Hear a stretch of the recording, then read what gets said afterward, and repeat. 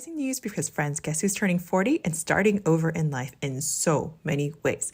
Life begins at 40, or so they say. But what does starting over in a new place and a new job really feel like? 40 makes a turning point, a chance to reflect on where we've been and set our sights on where we're headed. Because for me, it's not just about aging, it's just a number, but it is about how we thrive and how we learn and be grateful for every gray hair and laugh line that has been earned along the way. And these reflections have been stirred up for me, especially because of some really big life changes that are coming, as I mentioned. Because they're really huge chapters that are ending and new amazing ones that are starting all at the same time. And my voice is already getting shaky, so I'll try to keep my tears in check, my emotions in check, but I definitely can't guarantee it. They're huge emotions, so stick with me as I get a little vulnerable today on the World Wide Web with all of you.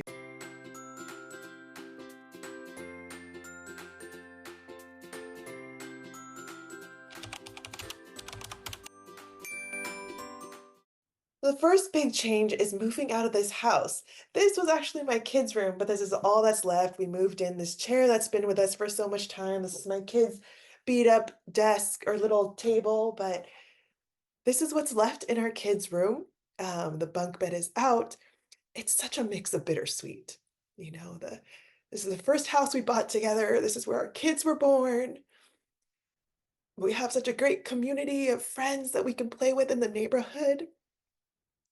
How am I gonna last the whole video? Am I like super teary thinking about this? But it's such a blessing to have so much joy and so much sadness of leaving a place, leaving a community, leaving friends that we have built over decades.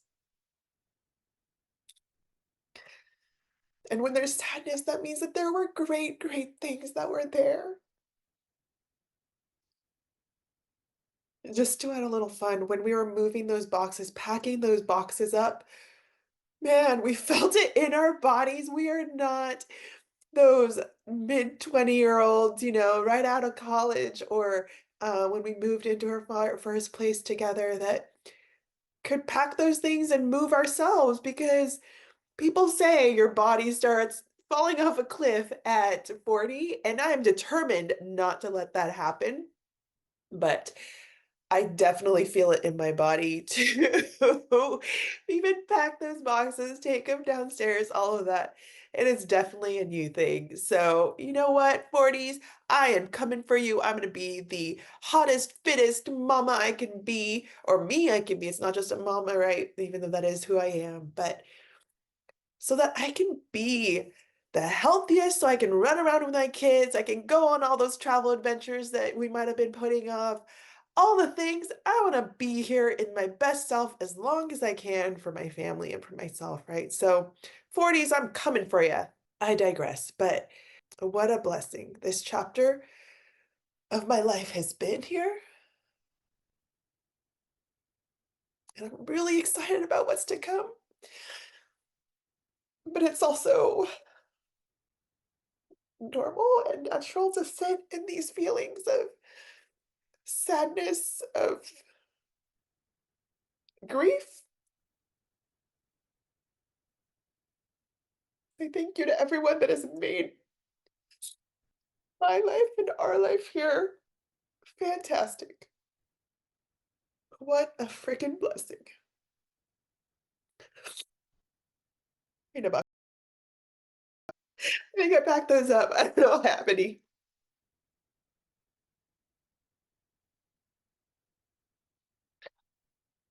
I don't know how many times I'm gonna have to stop this video so that you don't see snot all over my face, but I'm a feeler. This is embracing who I am. People say you come to know yourself a lot more, right? In your 20s, your 30s, and as you approach 40 and beyond. But yeah, this is me. I'm a crier. I'm a crier. So gratitude is a huge thing that I know people talk about, but I am feeling so deeply, as you can see with all the tears, because gratitude really is the antidote to fear and stress.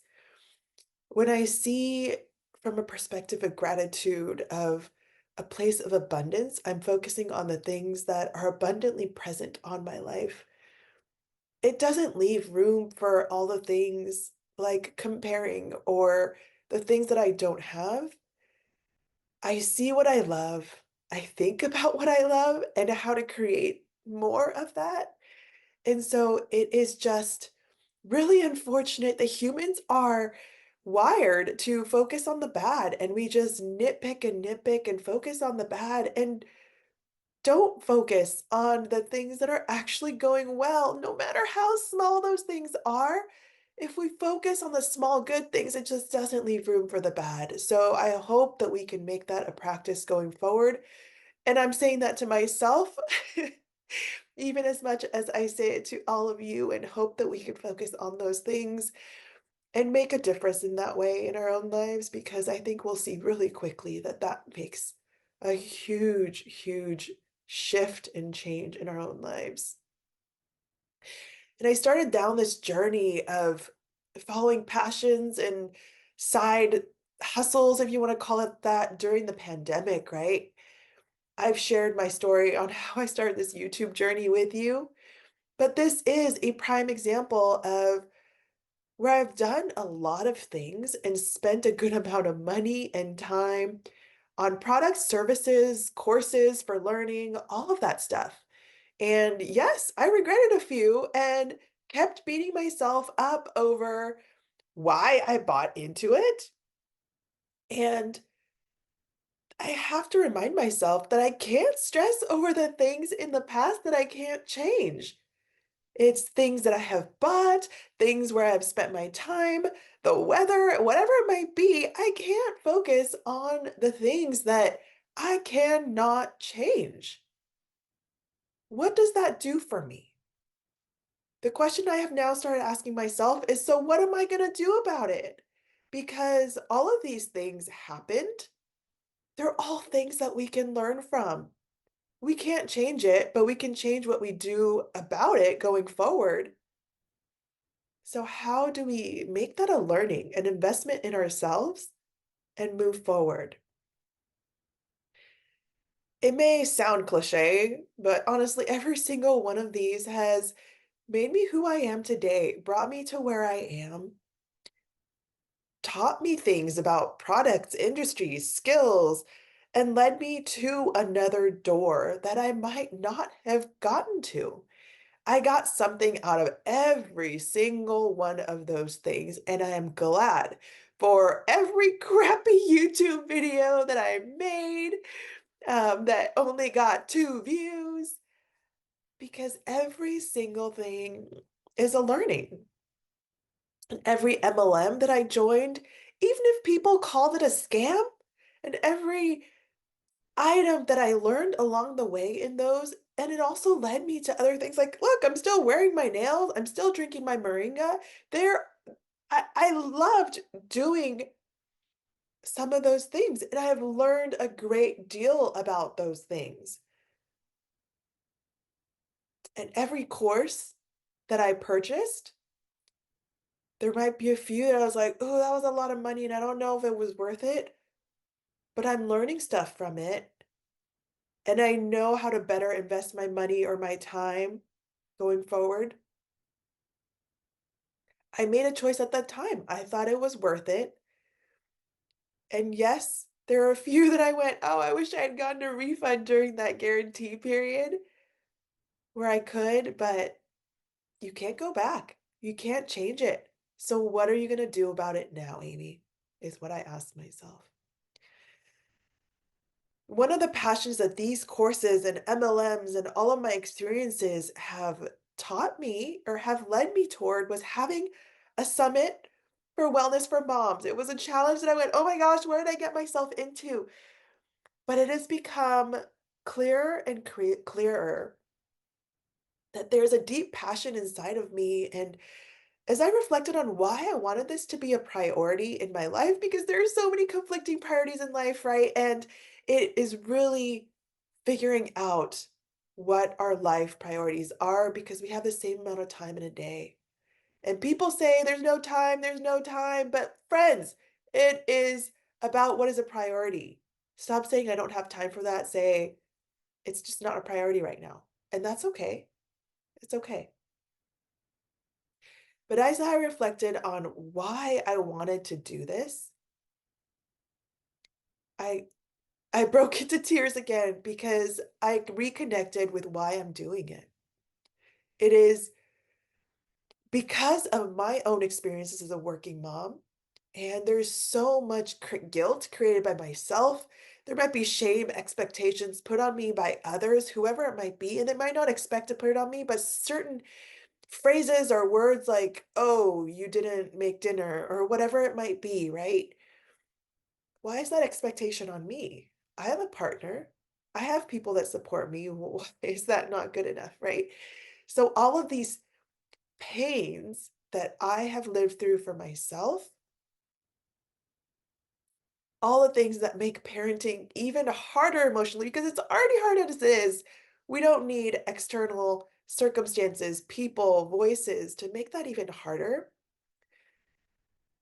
And so I want to help even one mom start thriving instead of surviving, instead of feeling all that pain. I want to journey with them. I want to help them create a life that they love. That's why I started doing it. And truly, I want every parent to have a hope that no matter where they are, they have a choice on how they spend their time and that they have dreams. You can still achieve them, friends. I want to encourage you that you can still achieve them. And I want you to get there without going through all the same pain I did.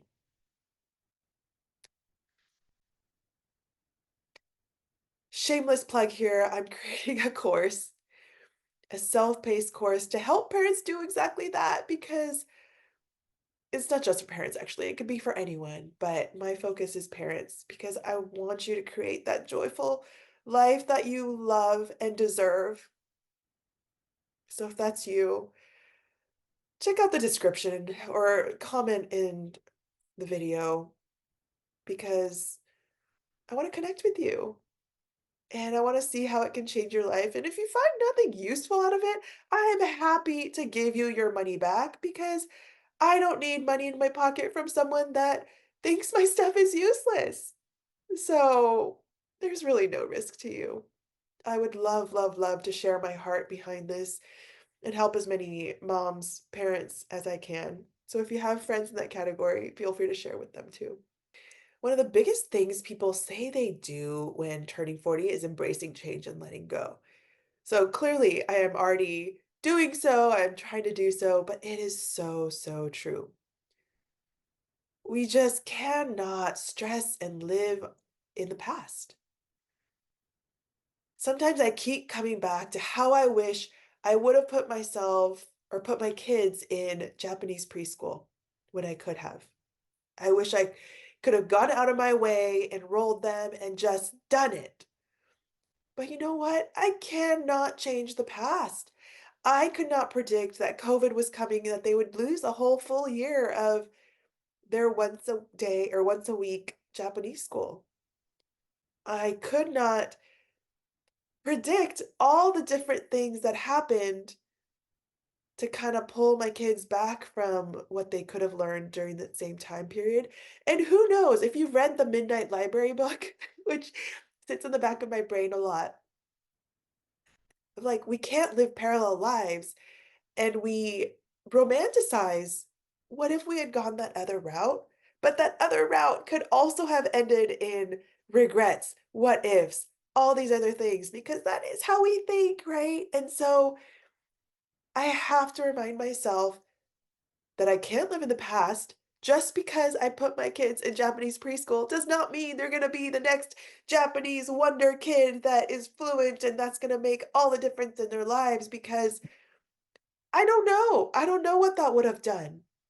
I don't know. So, friends, I am telling you as much as myself to give yourselves grace. Let it go. Change what you can out of it. You made the best decision at that point in time. So what can I do going forward? I can get an additional tutor. I can enroll them in more Japanese classes. I can talk to them exclusively in Japanese, which I have tried, but it is so hard, especially when I get angry or need to be very stern, communicate something very clearly. English has just become my default now, and it's easier for everyone. I can also bribe them with their switch time to say, you have to talk to me in Japanese if you want your switch time. I can do all these things. I have thought about all these things clearly. We can change what we do going forward, but we cannot change the past. We can only learn from it. It's a similar note for my career. It is so easy to keep comparing myself with people that started around the same time as I did, in the same program as I did, in the same everything, and see their careers have advanced so much faster. But you know what? Again, I made choices for myself, for my family, that were right at that time, and I live with it.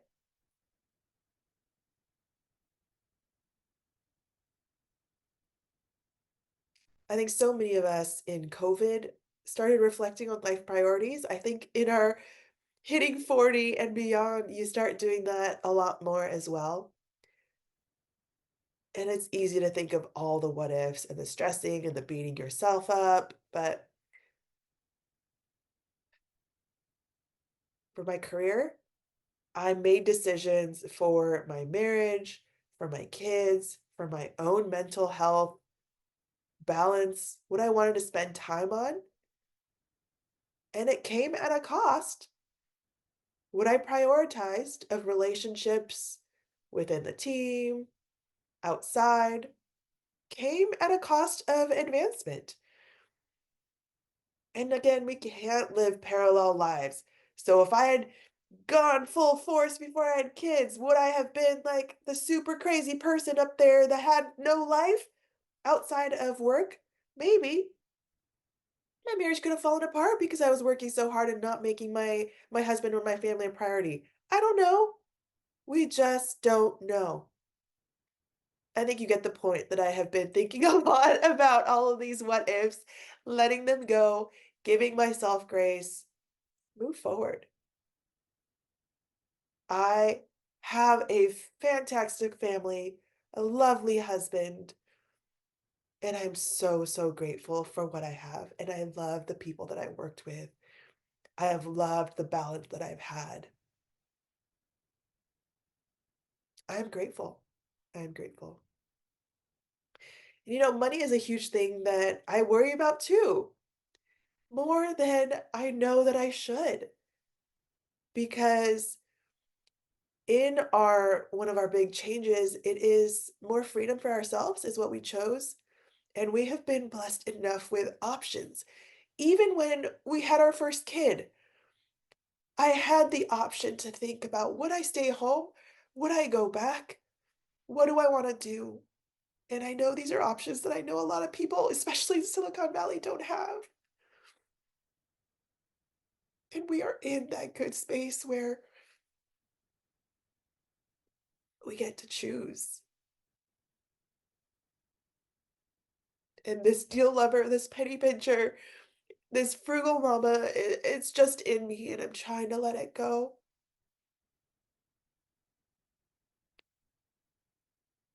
But I can't help get scared of not having security, not having like, what if we have a huge life incident, right?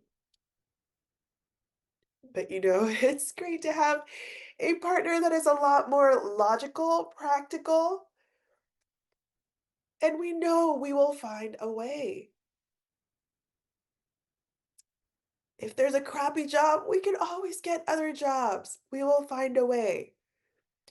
If a house that we get sucks, it's okay. We'll figure it out.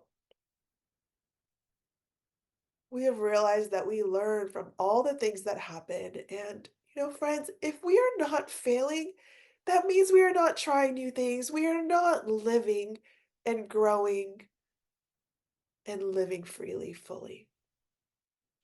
I tell my kids this all the time that mistakes are okay. That's how we learn. Failures are okay. They're actually expected because that means you're trying something new. You're putting yourself out there. You're trying to learn. That is how we learn mistakes and failures.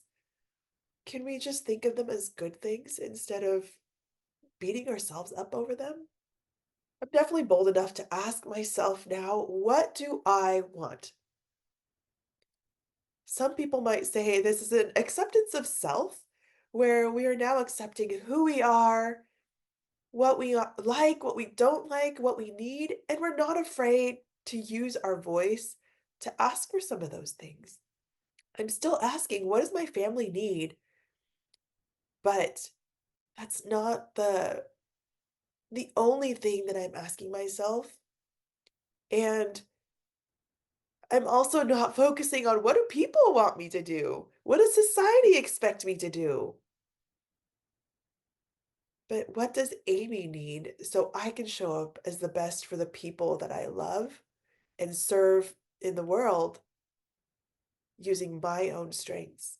So many of us live in the shoulds, and I don't want to ask because I shouldn't space. Way too much. This isn't meant to offend, but I've always been that good Asian obedient kid.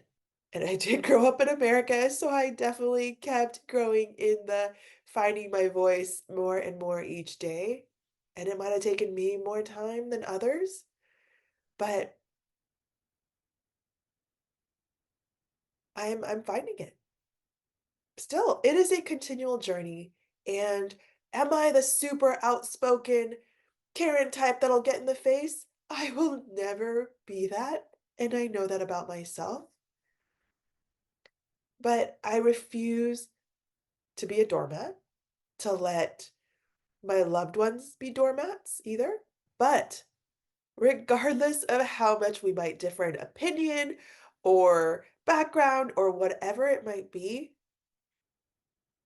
I promise to do so in a matter of respect. And I hope that everybody will do that as well, where we come at communication with respect for the other person, no matter how much we disagree, or maybe you don't even like the other person, but you can still treat people with respect. And that is what I tell my kids too, and what I expect of my kids. I don't care how angry you are. I don't care how opposites you are. You still need to treat people with respect. And can we imagine how different this world can be if everybody had that philosophy and also taught their children, the next generation, that we need to respect everybody. I don't care what their jobs are. I don't care where they came from. I don't care how they're dressed, how they look. I just don't care. You should treat every single human person, actually, other, even inanimate objects, we should treat things with respect. I feel so deeply about that. And that is something I absolutely hammer into my kids. I just hope the rest of America and the rest of the world does too. I'm coming back to gratitude because I am so grateful for my family. I know I already touched on this earlier, but I can be short with the people that are close to me. So I'm gonna start with my mom because she gets a lot of the brunt of stuff and she helps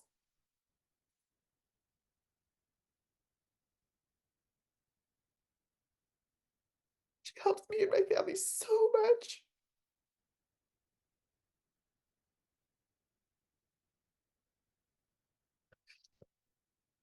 This is a story for a whole different day, but like being a working mom, you need support, right? And we don't have family close to the area, but she helped us so much. And yet she's probably the person that gets the short end of the stick from me and my patients a lot, whether it's over the phone or in person. So I'm sorry, Mom, but thank you and I love you. In Asian cultures, you often don't say I love you, but I do. Thank you for loving us so well. Even when my kids say they don't want to do Japanese time with you, thank you for pursuing them and for putting up with all my shortness and being meanness and cooking all the food and having food as a love language for us. All right, I got toilet paper because that's what I had. Use what you have, right? I still don't know where the tissue papers are or tissues are. So my mom can be overbearing sometimes and too brutally honest. I don't know how many people out there can resonate with that, and I'm sure I am too with my kids, and I will probably become my mother someday, which is not a bad thing at all. I say it as if it's bad, but it is not a bad thing at all. Like, yes, mom, my hair is dry. I'm working on it. I'm definitely working on it, okay? I'm trying different things.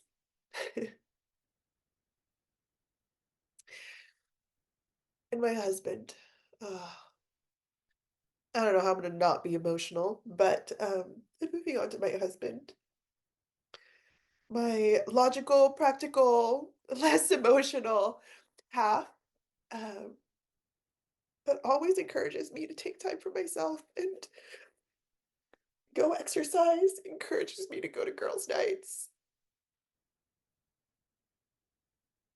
Not everybody has that. And he's always done diapers, like from a young age. Has been my partner. Oh, that's wrong. Has been my partner. Is such a good dad. He's fun. Yeah, does he get short and stressed about things that I wouldn't get stressed about? Yeah, he's not perfect, but I'm not either. None of us are. We all have our different strengths and we all have our different growth areas, you want to call it that. Um, but we complement each other really well. So thank you for loving me, even though I have my own quirks and weird things and I cry all the time.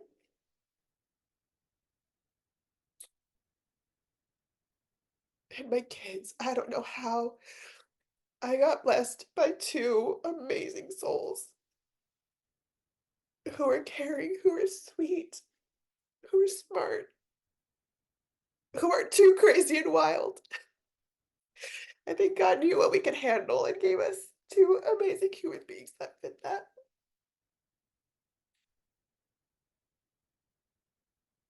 Love you, boys.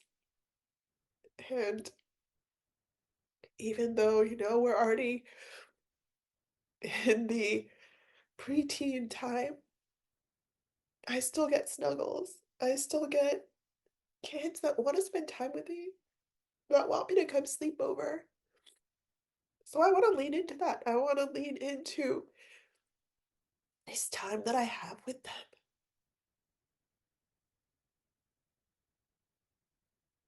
I tell them all the time, I'll always take hugs, I'll always take phone calls. I don't care if you become a teenager or you're off to college or you even have your own family. I will take phone calls anytime. I will take hugs anytime. And I hope that they take me up on that because I'm already hearing about my friends' teenagers who don't give them hugs, that don't really spend time with them, that always just want to be on their devices. And I can change that. I think I can change that. And I want to have a good relationship with them throughout our whole lives. And I know it's going to be different through all the phases and all the ages. But that is a huge priority for me. Those relationships. Wow, I'm a mess. Seriously, if you hear nothing else, live life for you, friends. You deserve it. Don't live your life for someone else. or the way they think you should live. Don't live the after this life like, "Oh, after I get that promotion, or after I get married, or after I have," whatever it is,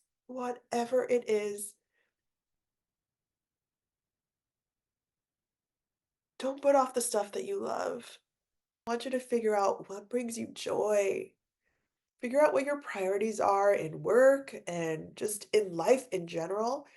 And if you are not where you want to be, take those little steps to change it little by little so that you can get there. And knowing where you want to be is a huge part of that. And it's scary for changes. Look at me, I'm a mess because there's so many changes going on.